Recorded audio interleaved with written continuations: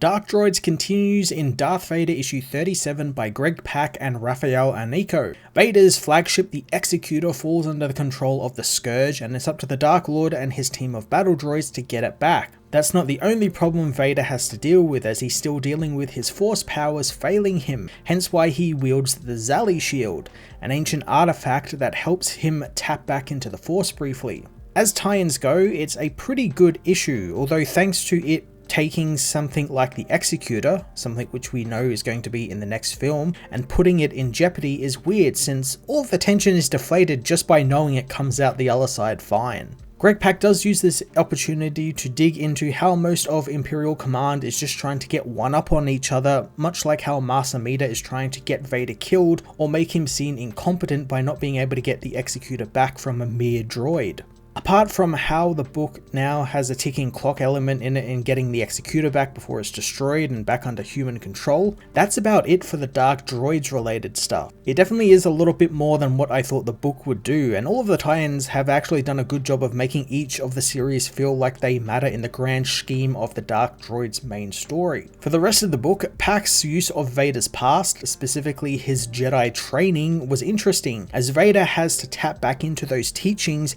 and skills in order to begin to learn how to use the Force again. This in turn also makes him begin to realize how to be a Jedi again, which hints at his allegiance with Palpatine being tested and beginning to falter in the wake of Return of the Jedi, where he of course turns on Palpatine and saves his son. It's great seeing Vader remember these memories and having him relive things like the Battle of Mustafar, or how he left his mother and how she died, and even bringing in something newer with the recreation of Anakin and Obi-Wan sparring, which we saw recently in the Obi-Wan show, where Anakin had to learn to be mindful and remember what a Jedi's role in the universe is. It's to defend, not to take life. It's him going over in his head his memories and beginning to think that maybe he chose the wrong side, and all Pak has been doing to set this up throughout his entire run has been fantastic. It wouldn't have been as impactful as it was had it not been for Raphael Anico's wonderful artwork and how he paints these memories of Vader with a red tint to it. And